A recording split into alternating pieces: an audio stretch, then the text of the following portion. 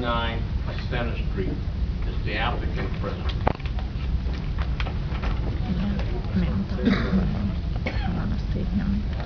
Applicant's present. Come on down. Just get your exercise now. Yep, I can use this for sure. Sam Mandolfo, 2611 South 117th Street, here representing the applicant. And we've had a neighborhood meeting since our last visit with you nice folks. Additionally, we got the planning department, we submitted some additional information. Got the planning department recommendation Friday, and with the short weekend, we haven't had a chance to do anything with it. We're going to ask for another layover, and we'd like to revisit with the planning department to see if we can work out some differences in terms of their recommendation for the allowable height and our need for what we need. Any questions? Comments? Thank you. Are you going to keep going? There were a couple of concerns that when we talked in our pre-meeting. One, we need to get you to say into the record that you are willing to allow the shot clock to extend. Right. Yeah, okay. I'm aware of that. Yes, okay. I knew that was coming. Yes. Okay. Yes. And secondly, we talked a lot about other locations in that area and big locations. So I know we've talked about this in previous meetings. The VA, the Field Club, the Center Mall are all locations that have rooftop antennas. And I know you told us that you've had conversations with the VA and they weren't allowing you to put towers up there. Is that true? We were working with the VA for about 18 months to secure rooftop space for them. Our last communications was we're not interested in doing a lease with you, period. And part of their rationale is that they're going to be tearing down the building. They want a 30-day termination clause, and as you're all aware as business people, it's impossible to agree to a 30-day termination clause in any kind of an agreement with this kind of an impact, because to replace it, you couldn't do it within that time frame. So if something were to happen and we were able, had we been able to reach an agreement with the VA with that kind of time frame, it would not have been workable, and you just can't do it. You can't agree to those terms. So they, in essence, told us, hey, we're tearing it down. We're going to build a 3- or 4-story larger facility with a green roof, and we're not going to have any rooftop antennas on it. So the other two large places in that area are the Field Club and the Center Mall. Have you had conversations with either of those? The particular carrier that we're representing is already located at the Center Mall. They have a site there already. So, and Field Club, with the county owning the property and they're being on a lease, it was not feasible to work with those guys.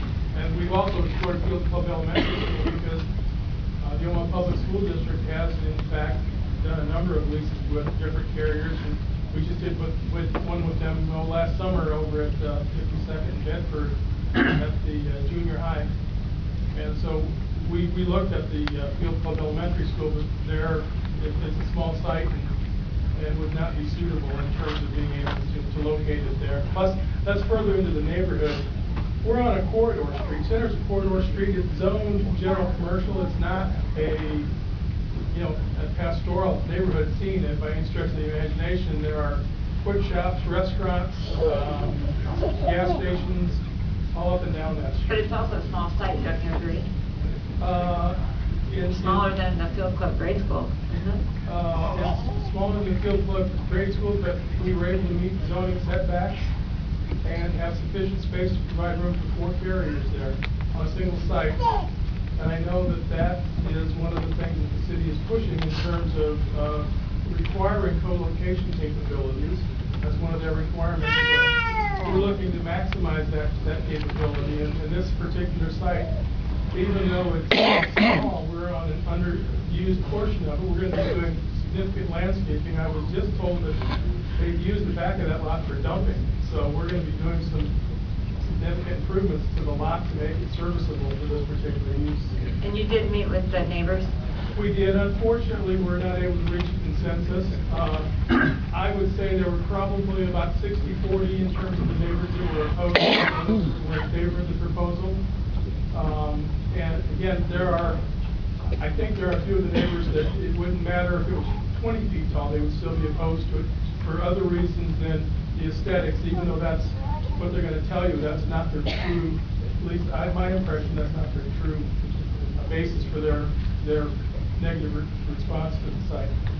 I guess we just want to be sure that you really are investigating these other locations, and we have some evidence that they indeed said no, and you had a conversation with those groups, and that's what we would appreciate as the board, to make sure that we are touching, or at least, investigating all the options.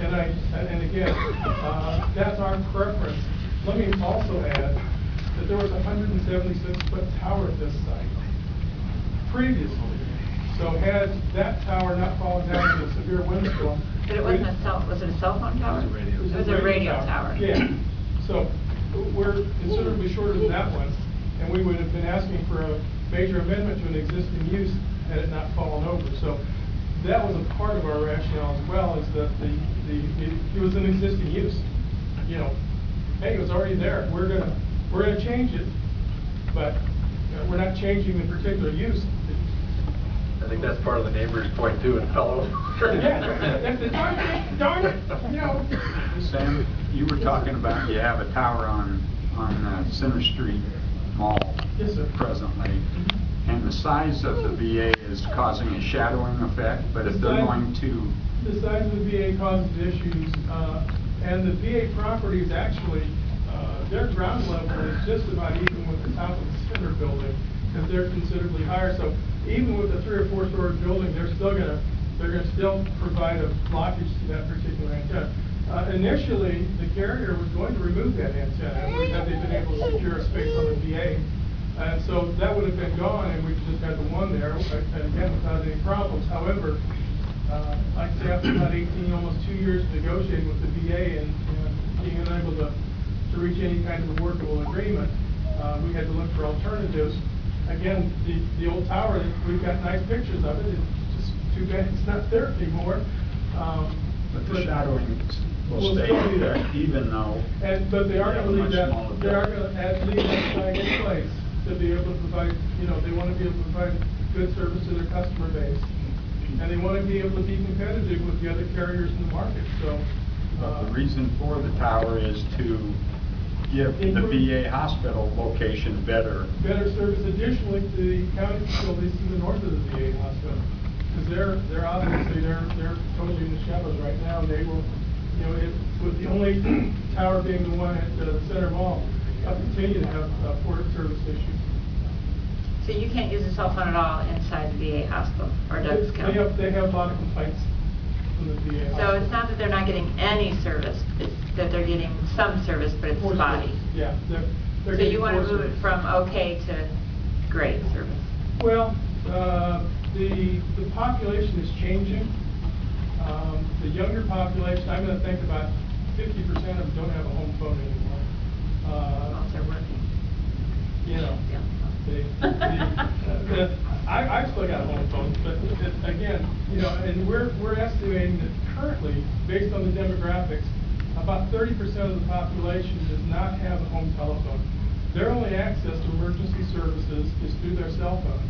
And to be able to say, well, yeah, just go outside and you can make your cell phone call from outside because it doesn't work in the house or in the buildings, is not a service to the, I understand. that AT&T wants to be, they don't want that type of service. They want to be able to provide good service to their customer base. The VA hospital does have phones where you could call 911, I assume. They do. Okay. But They're hospitals. Call it down, call it. I understand. Sam, let me, sorry. So is it just the people within the hospital are having poor service, or is it the whole neighborhood? That's what I'm confused about. The truth is that with, as they call it, LTE, long-term evolution, and 4G service, the customer base is demanding more and more out of their telephones. It used to be a telephone, you'd call people, they'd call you. Now it's an internet service provider, it's email, it's everything else, it's the entire gamut of communication, and including video, and the customer base wants to be able to use their phone. They're demanding that they be able to use their phone. They're getting a lot of complaints You know, I can't. Complaints from the hospital only though, or from the neighborhood only? Neighborhood as well, there are issues, and again, the other thing with VA was their season, AT&T was a little late to this market. So they're doing a lot of, or they're not doing a lot, they're trying to do some catch up because they've got some areas where they haven't been able to provide the service that their customer base deserves. They're looking to fix that. And if you built this tower, would you have to go on the east side of the interstate also to cover that? The RF engineer indicated that they have 2 towers to the east that they could reposition and in all probability cover that area. The other thing is that they don't have the demand, they don't have the population over there, they don't have the users that with the smartphones that require those additional services. So with their current and with this proposed tower, they anticipate being able to provide adequate service to that area. Okay, thank you. Thanks, Dan.